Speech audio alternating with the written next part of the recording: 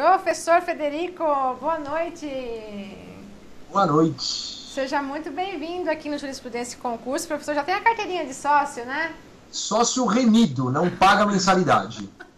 Coisa do interior, né, Tânia? Eles não sabem o que é isso, né? Isso que é sócio No remido, né? interior, só nós dois, viu, professor? Aqui interior, Sócio remido, Tânia. aqui, nós estamos bem no interior, né? Graças a Deus. Otimamente bem. Morar no interior não tem preço.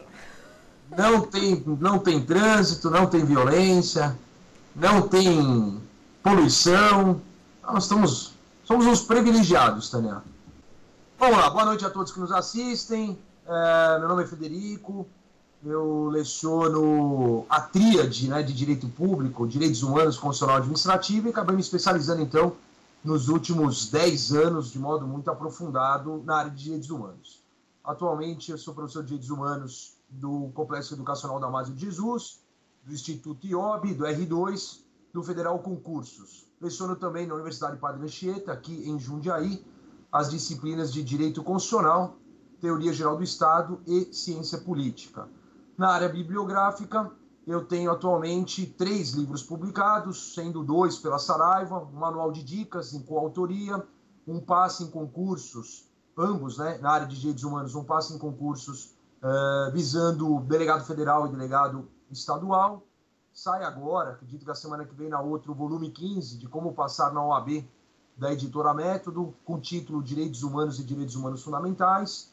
E se der tudo certo, aí já é um ovo que já era para ter saído, acredito que em agosto deva sair, então, o Direitos Humanos esquematizado também pela nossa editora Método. Além disso, Tânia, antes que alguém pergunte, né, além de dar aula, de ministrar aula, você trabalha? Eu trabalho na polícia, eu estou como capitão na polícia aqui de São Paulo e comando 3 cidades aqui no interior. Então, Itatiba, Louveira e Morungaba estão sob a minha responsabilidade. Feito isso, Tânia, acho que podemos então caminhar. Vamos lá, inovando, eu não sei qual que é a nitidez, viu, Tânia, mas você tem isso aí, essa capa. Então, como anunciei, vamos sortear o manual de dicas da OAB, manual de dicas da OAB, da editora Saraiva.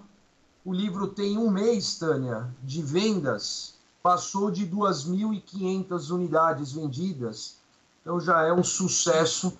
É o livro da semana que antecede efetivamente a prova. Vamos lá, então. Vamos começar a explanação, então. Vamos lá, então.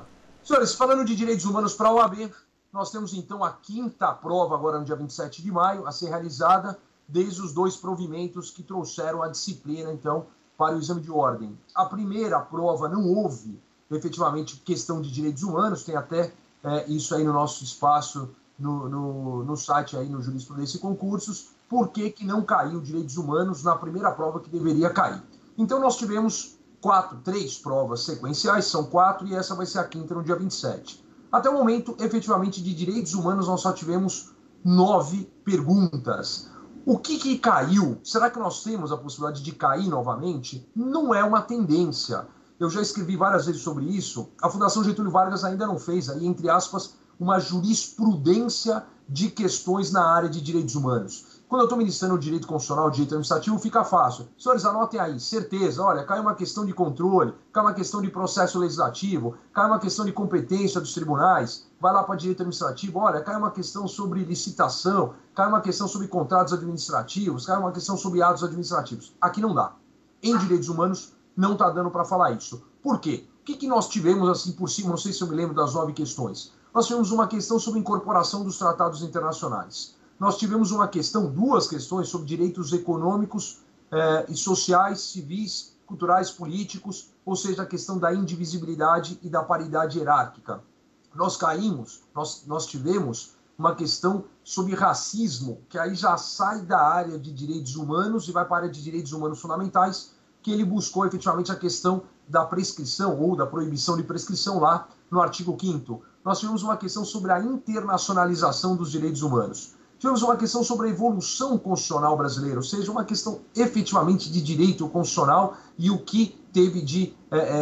não pode retroagir um direito humano alcançado, mas o que aconteceu. Tivemos um incidente de deslocamento de competência, uma questão que a gente chama de federalização dos atos violadores de direitos humanos. tivemos uma questão sobre a convenção, sobre a eliminação de todas as formas de discriminação contra a mulher, se havia ou não algum tipo de órgão fiscalizador, que era efetivamente lá o Conselho. Tivemos uma pergunta específica sobre cada um, então, dos dois pactos de 66. Poxa, isso já caiu.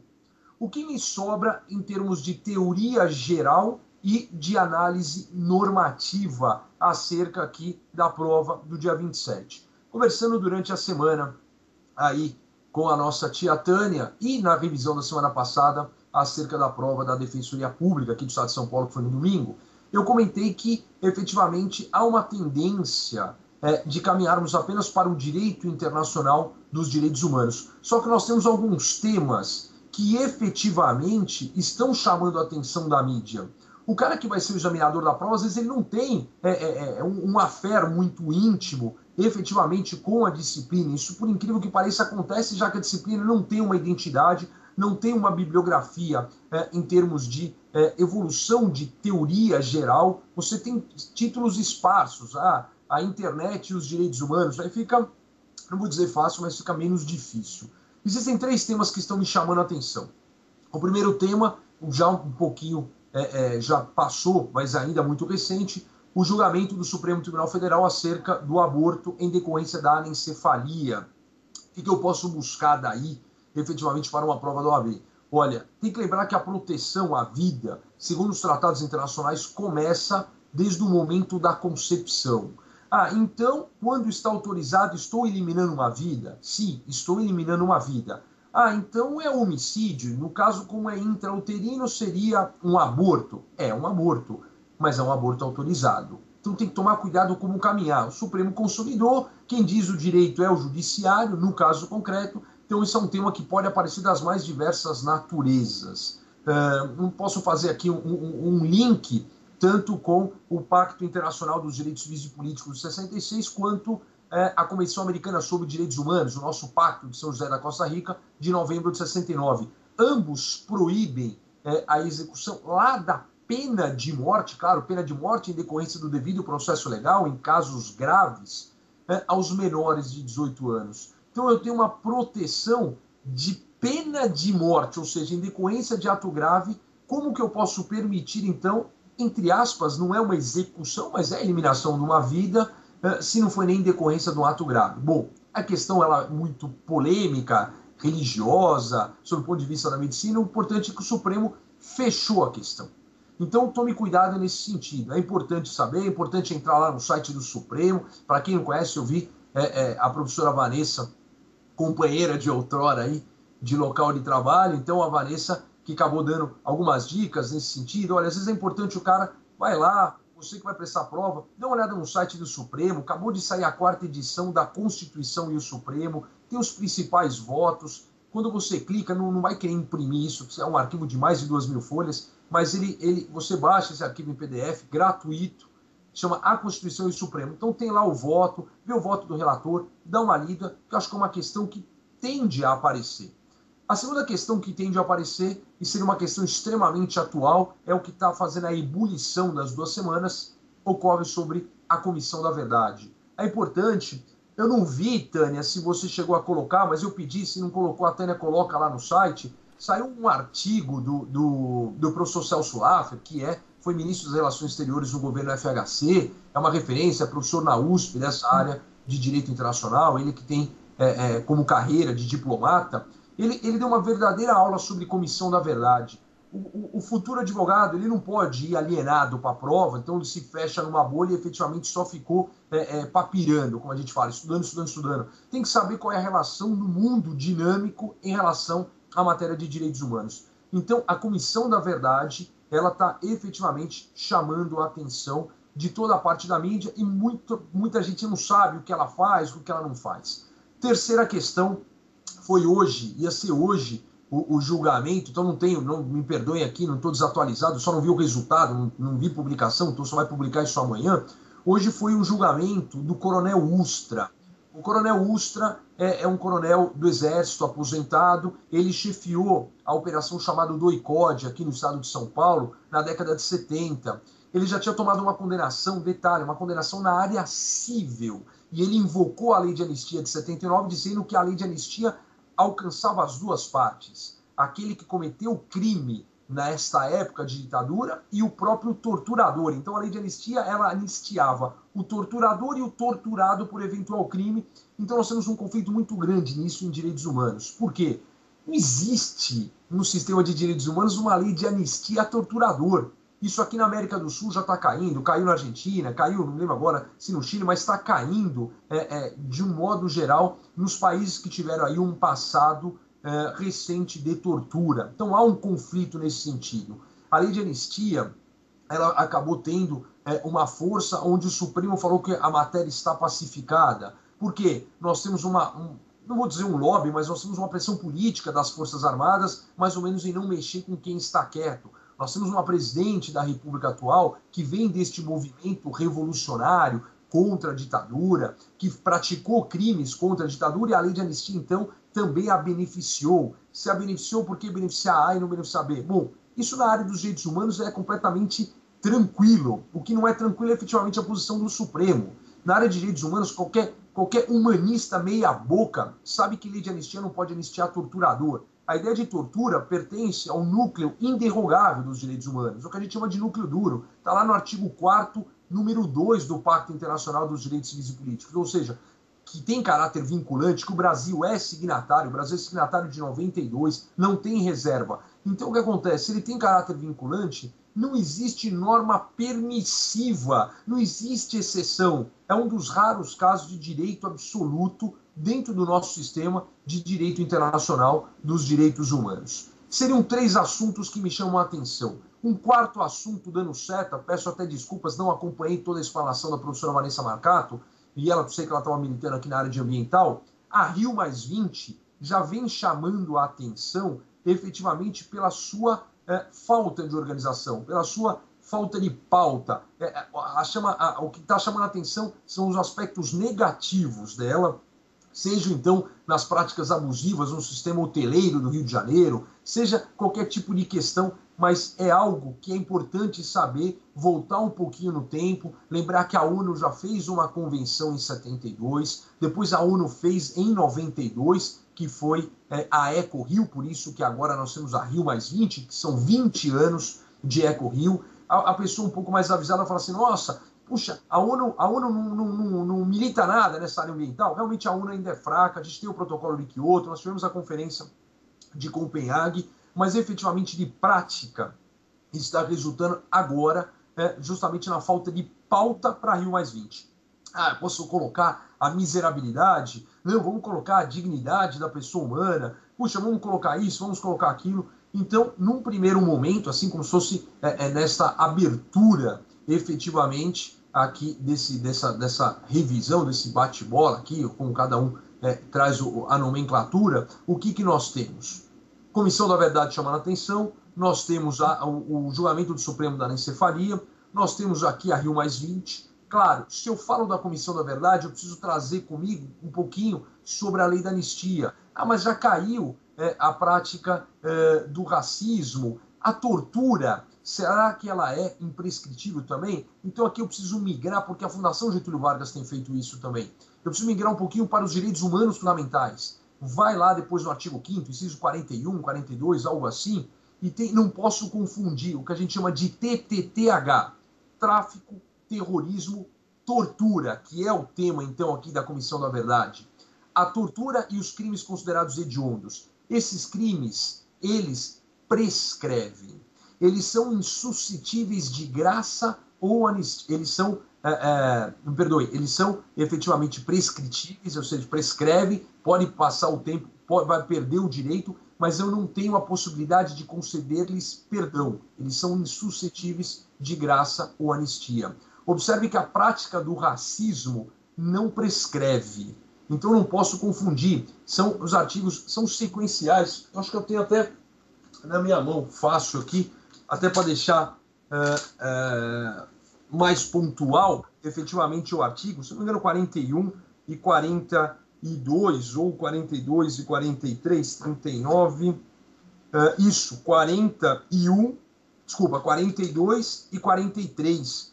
Então, tomar cuidado com o artigo 5º, inciso 43. A lei considerará crimes inafiançáveis e insuscetíveis de graça ou anistia, a prática da tortura. É o que eu chamo nas aulas de TTTH, tráfico, tortura, terrorismo e os considerados hediondos. Então, acho que pode margear. Nós estamos falando de quantas questões nessa prova de domingo? O que vem acontecendo? 3 questões. Então, eu poderia migrar uma para direitos humanos fundamentais, poderia ser nesse sentido, já que em provas pretéritas aconteceu o quê? Caiu questão sobre a prática do racismo. Então, poderia cair, efetivamente, essa do artigo 5º, inciso 43. Poderia cair alguma coisa sobre a comissão da verdade, poderia, margeando aí, cair alguma coisa, efetivamente, sobre a lei da anistia ou a Rio+20, se conseguir, efetivamente, fracionar. Bom, saio deste cenário, efetivamente, vamos assim dizer, de adivinhação, né, da minha parte. Era muito mais fácil isso quando nós tínhamos a prova sobre a administração da VUNESP. O que eu vejo além disso? Bom, o que não foi abordado na teoria geral dos direitos humanos? Olha, identidade, não vai perguntar. Conceito, talvez, sei lá, o ramo do direito internacional público, a ideia é o direito internacional e não o direito nacional, porque para o direito nacional já tem o direito constitucional e a legislação penal e civil especial, seja as leis dos crimes ambientais, seja o Estatuto da Criança e Adolescente, seja o Estatuto do Idoso, seja a Lei Maria da Penha. Então, não vejo muito. Identidade, conceito, puxa, dignidade da pessoa humana. É algo que pode aparecer. Não apareceu, efetivamente, dela nas últimas provas. O que eu preciso saber da dignidade da pessoa humana? Ela está no artigo 1º. Se ela está no artigo 1º, ela é um dos 5 fundamentos da República Federativa do Brasil. Se é um dos 5 fundamentos da República Federativa do Brasil, o seu alcance é total. A dignidade da pessoa humana alcança todo o ordenamento jurídico brasileiro. Uma questão de praticidade hoje, tem se feito uma correspondência aos 11 direitos sociais do artigo 6º. Agora, ela alcança tudo. Esta referência é para dar força, porque a gente chama da judicialização dos direitos sociais. Poderia aparecer, então, alguma coisa do que está faltando, né, por exclusão da dignidade da pessoa humana. As características também não apareceram, então é bom dar alguma ênfase aqui, efetivamente. Apareceu a indivisibilidade de uma forma um pouco mais tímida, mas poderia aparecer outras características. Então tem que lembrar que os direitos humanos, primeiro, são inerentes, ou seja, basta pertencer à família humana. Inerência. Universalidade. Então não importa raça, cor, sexo, origem, língua, condição social, religião, opção sexual. Então é uma cláusula que fecha. A primeira já satisfaz.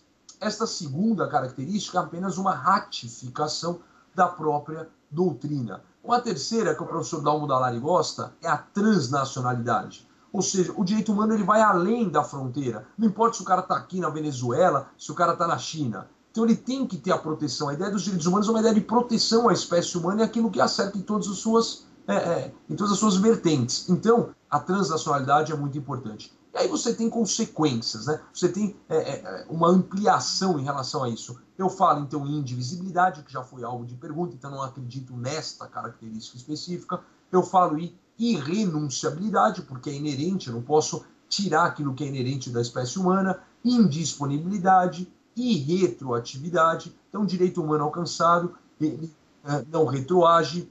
Imprescritibilidade. Então, isso pode ser alvo de pergunta. Identidade já foi, conceito, dignidade da pessoa humana, características, a questão da evolução histórica, talvez alguma coisa nesse sentido da criação da ONU, perguntando alguma coisa da ONU, mas aí a matéria já concatena com o direito internacional público. Uma questão que pode aparecer, que é muito básica, muito manjada, daquele esquema de corta e cola e copia e põe, ou seja, nada se cria, tudo se copia, é a questão das dimensões dos direitos humanos, ou das gerações, quem ainda usa o termo antigo. Lembrar, liberdade, igualdade, fraternidade e a ideia do biodireito. A dimensão da liberdade alcança os direitos civis e políticos. Eu tenho medo, não medo, mas aqui o receio de aparecer a segunda dimensão, que é a dimensão da igualdade, alcançando os direitos econômicos, sociais. Ou seja, o rol do artigo 6º da Constituição pode ser migrado para cá.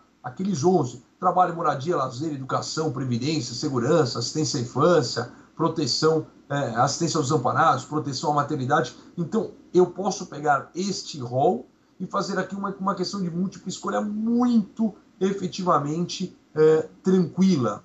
Então, tomar cuidado com as dimensões. A liberdade, os direitos civis e políticos. A dimensão da igualdade, os direitos econômicos, sociais e culturais. E a dimensão da fraternidade, também conhecida como princípio da solidariedade, vai alcançar os direitos difusos. O clássico, meio ambiente, democracia e paz.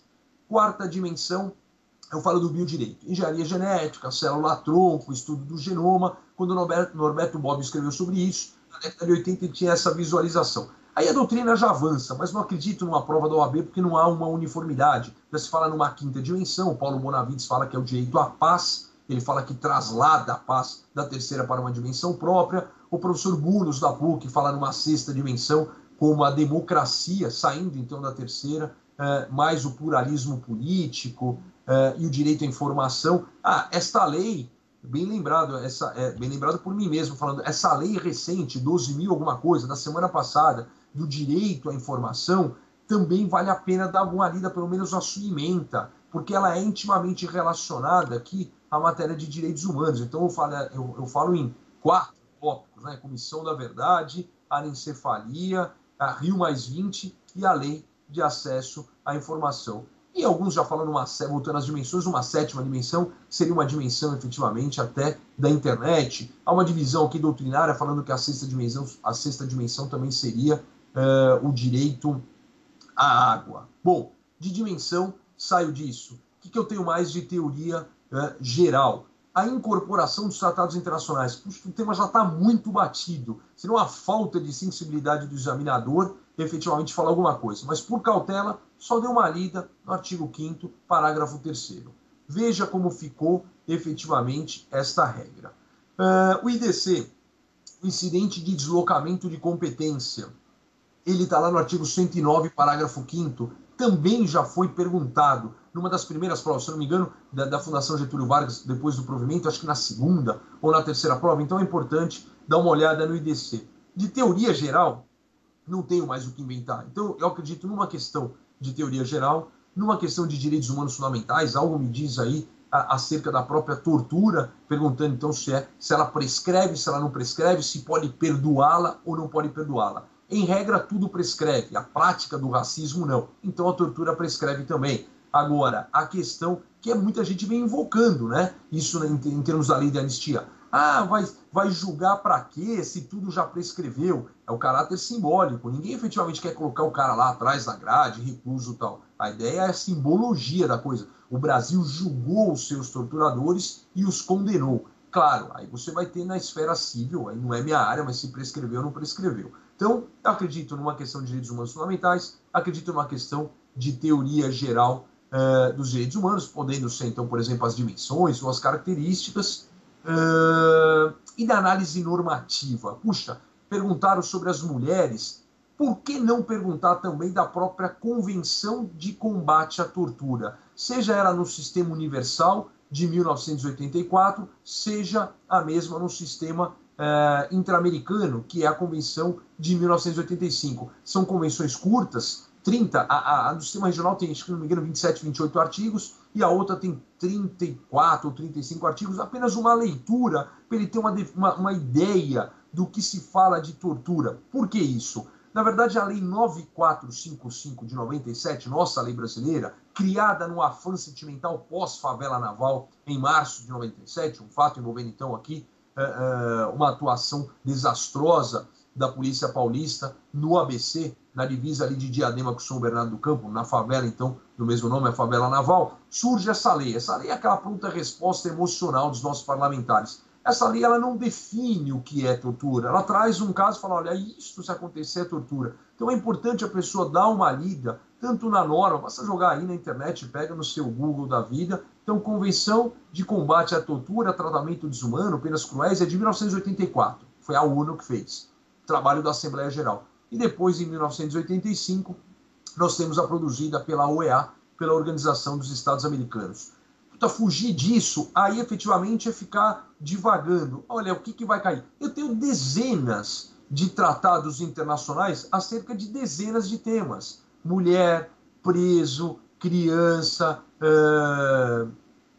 o combate à tortura, deficiente físico. Então, é uma gama de assuntos, efetivamente, que podem aparecer. Então, a ideia, pelo menos que está sinalizando, é isso. Uma de direitos humanos fundamentais, uma de teoria geral e uma, eu chamo isso em sala de aula, de teoria, de parte normativa, de análise normativa, ou alguns querem chamar de parte especial. Ou seja, perguntar alguma coisinha sobre uma norma internacional. Olha, Tânia, eu vejo que não passa disso. Pelo menos essa é a ideia para a prova de domingo.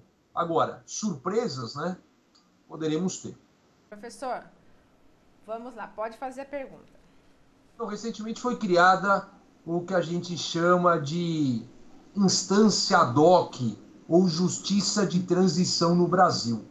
Não é a primeira vez. Esta atual que foi criada, eu quero saber qual é o nome dela. Muito bem, vamos aqui para minha timeline. Estou com ela aberta aqui. Vamos ver quem vai ser o rápido no gatilho. Opa! Comissão Nacional da Verdade, confere? Confere. Aí, a Flavielle tá rapidíssima hoje aí, Flavielle. Parabéns. 10 mega, né, Tânia? Não, acho que ela tá, a Flavielle deve estar com 100 megas, porque foi pá na hora. Ela matou a charada na hora aqui. Boa revisão, Tânia. Um abraço para professor. Até mais, viu? Obrigada. Tchau, tchau.